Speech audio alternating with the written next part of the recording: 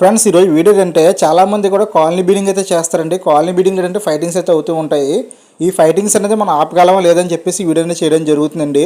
అలాగే వీడియోకి వెళ్ళే ముందు అంటే వీడియోకి ఒక లైక్ చేయండి. అలాగే మన వీడియోస్ కానీ మీరు ఫస్ట్ టైం చేస్తే డెఫినెట్గా మన ఛానల్ సబ్స్క్రైబ్ చేసుకొని ఇప్పుడు వీడియో అయితే పూర్తిగా చూడండి. మీకు అయితే క్లారిటీ అయితే నేను చెప్తాను. మీకు అనేది మీరు కూడా అర్థం చేసుకోవచ్చు. నేను చెప్పేది కూడా మీకు ఈజీగా ఉంటుంది. ఓకే ఫ్రెండ్స్, ఇప్పుడు వీళ్ళకి వెళ్ళిపోతామండి. అసలు మామూలుగా ఏంటంటే మనం బీట్ చేసేటప్పుడు ఎప్పుడు కూడా సింగిల్ కేసులు అయితే బీడింగ్ చేసుకోవాలండి. అంటే బీడింగ్ పర్పస్ అనేది.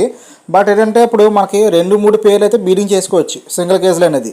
అలాంటిది మన దగ్గర ఒక 30 పేర్లు కానీ 20 పేర్లు కానీ 10 పేర్లు ఉన్నాయనుకోండి, అవి సింగిల్ కేసులో బీట్ చేసుకోవడం అనేది అవ్వదండి. ఎందుకంటే పెద్ద పని అది.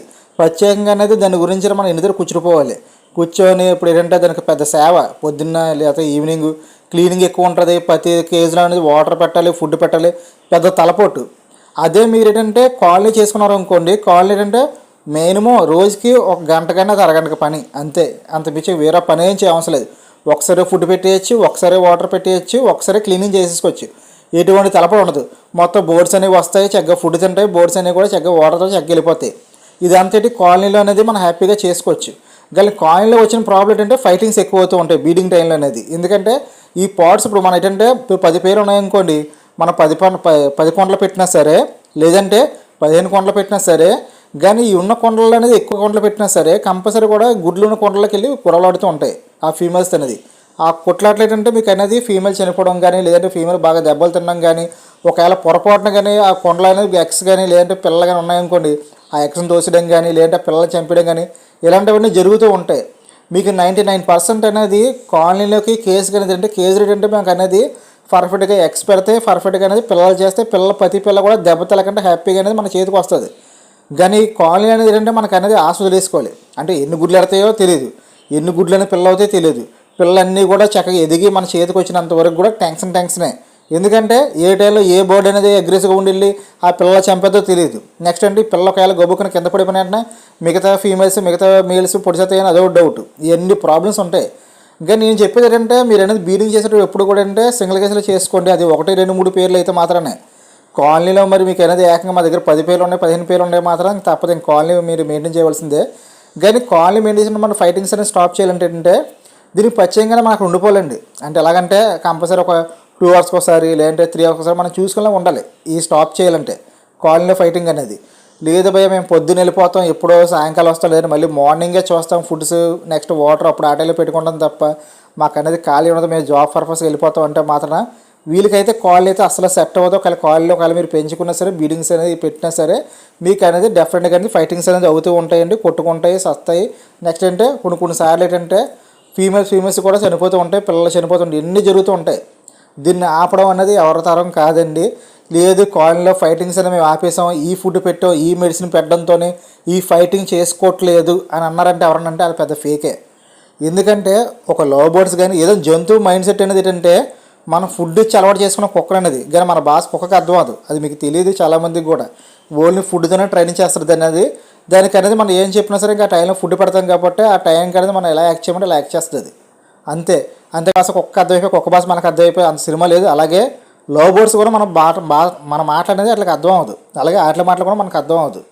దాన్ని బట్టి మీకు అర్థమైంది అనుకుంటున్నానండి. చాలామంది చెప్తూ ఉంటున్నారు భయ్య మా దగ్గర ఏంటంటే కొంతమంది నాకు వాట్సాప్ మెసేజ్ కూడా చేస్తున్నారు. ఎందుకంటే రీసెంట్గా మన వాట్సాప్ నెంబర్ అయితే ఇవ్వడం జరిగింది.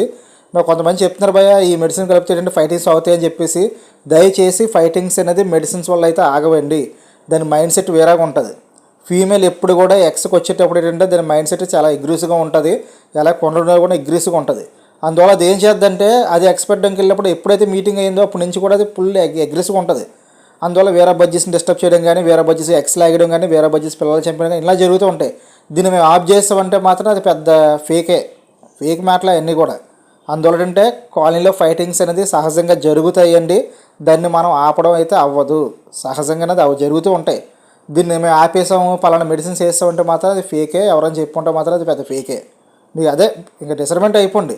కావాలంటే వాళ్ళు చెప్పిన మెడిసిన్స్ మీరు వాడండి. ఒకవేళ వాడిన తర్వాత రిజల్ట్ ఎలా ఉంటుందో మీకే తెలుస్తుంది.